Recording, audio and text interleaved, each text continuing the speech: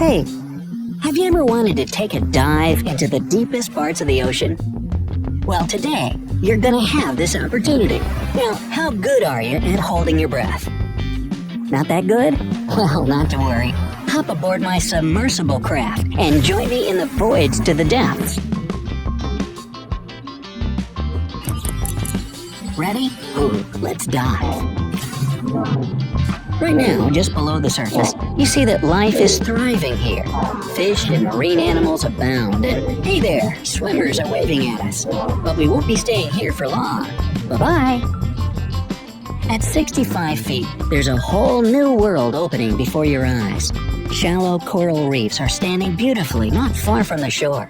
And hey, there are people here again. It's scuba divers this time, though. Water pressure isn't kind to divers without special equipment.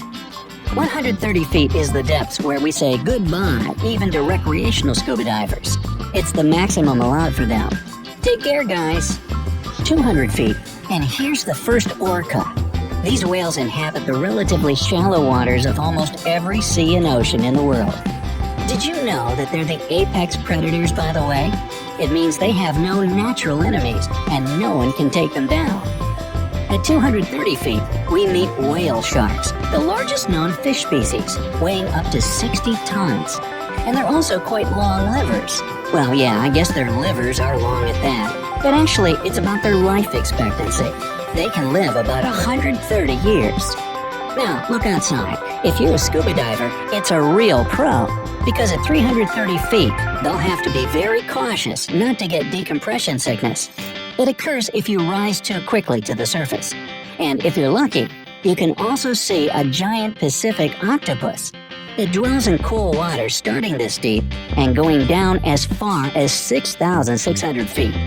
And now, we're entering the dark part of the ocean.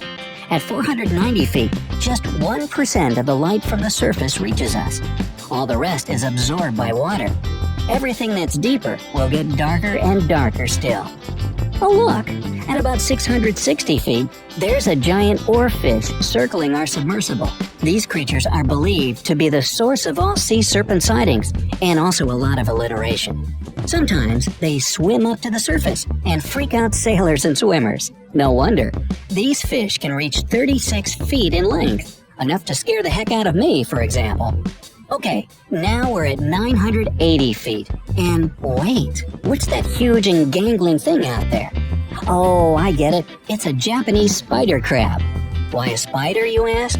Well, just look at those legs and the answer will come to you without further prompts. By the way, there's almost nothing more to them than legs. The body of such a crab is normally just 1.5 feet across.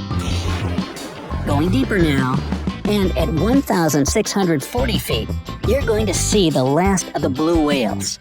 No, not really the last of them. I mean, that's the deepest they can swim. They don't really need to dive that deep for food, which they have in abundance in shallower waters, but they still can. I guess it's just for the sake of showing how awesome they are.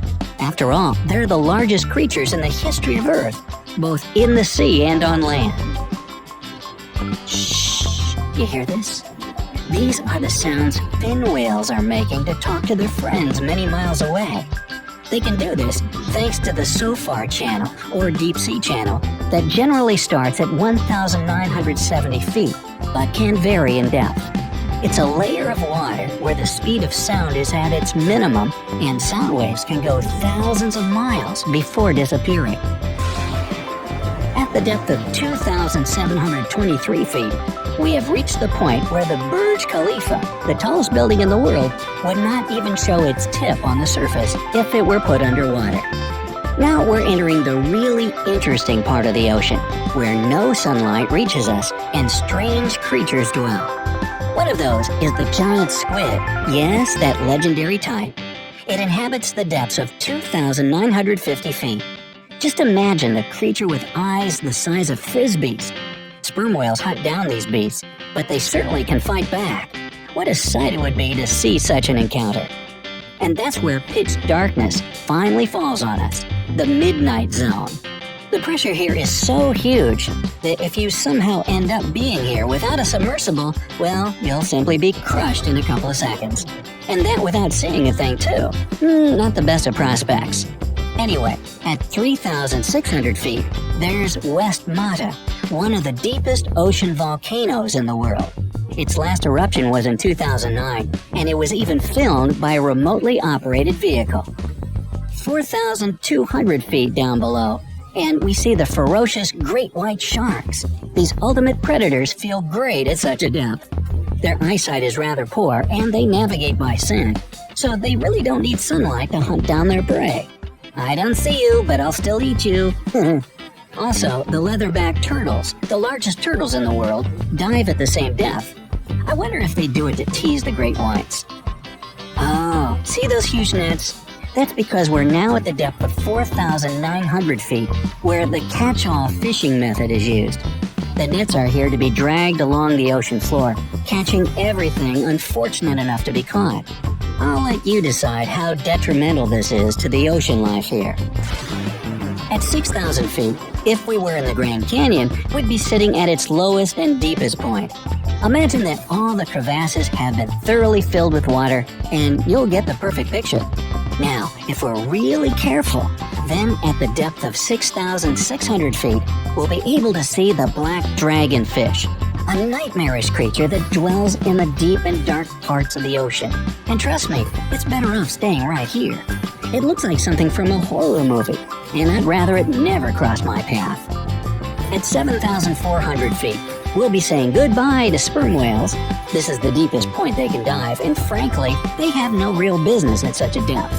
Maybe they hunt the black dragonfish, of course, or it hunts them. Nah, the difference in size is too big. Sperm whales can reach 62 feet in length, which makes them the largest toothed whales in the world. Not many creatures can counter that. It's good that our submersible has a powerful floodlight. Without it, we wouldn't have been able to see the astonishing beauty of the deep-sea coral reefs located at the depth of 9,900 feet. They can be found in every ocean, and it's a pity they can't be seen without special deep-sea diving equipment. Okay, going deeper still, and at 12,100 feet, we reach the average depth of the world ocean. From now on, the journey into the real depths begins. The general ocean floor has been passed, so now it's time to delve into the abyss. I won't tell you not to be afraid because the scariest creatures of the deep dwell here, below the midnight zone. And it doesn't end there. The pressure on the upper limit of the abyss at 13,100 feet is like a whole regiment of elephants stomping on you. Not that you'd have the time to feel it, though. Now, at 15,000 feet, the monsters out of your worst nightmares pop up. Anglerfish, for example, will scare the heck out of anyone. Its long and crooked teeth, along with a growth on its head that lures the prey, is enough to instill fear even in the bravest. But perhaps even more terrible is the creature called the black swallower. It's an eel-like beast that has a very stretchy stomach, and it can swallow prey that's twice its size. I don't know about you, but I'd rather switch off the lights not to see anything this deep in the ocean. What? You want to see it all? Alright, if you insist.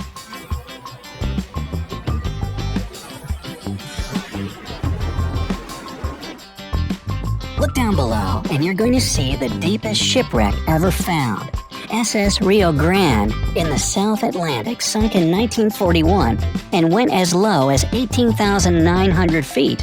No wonder it was only found 55 years later. And now the deepest and darkest part of the ocean begins. We're diving into the Mariana Trench. Officially, it begins at about 19,700 feet deep. It's both the least explored and the most fascinating area for the scientists and adventurers alike. What lies at the bottom of it? Well, we're about to see. But while we're not there yet, I'll show you something else. For example, here's the deepest fish ever found. It's called a snailfish, and it dwells at 26,000 feet. Its body is translucent, so you can actually see right through its skin. Well, I must say I'm glad we didn't turn off the lights after all. This little guy is surprisingly cute for a creature that can withstand such pressure. Going lower and deeper, you won't see any other kind of fish or vertebrate animal whatsoever. The pressure is just too much for such creatures. But there are shrimps and other invertebrates, not to mention microbes, that can dwell even in the deepest part of the ocean. And that part is the Challenger Deep. It's the bottom of the Mariana Trench, and its depth is 35,853 feet. Yes, we've arrived at the very bottom of the Earth. Few people have been here, and very little is known about it yet. But scientists aren't going to stop, and there's hope we'll soon find out what secrets the depths of the ocean hold.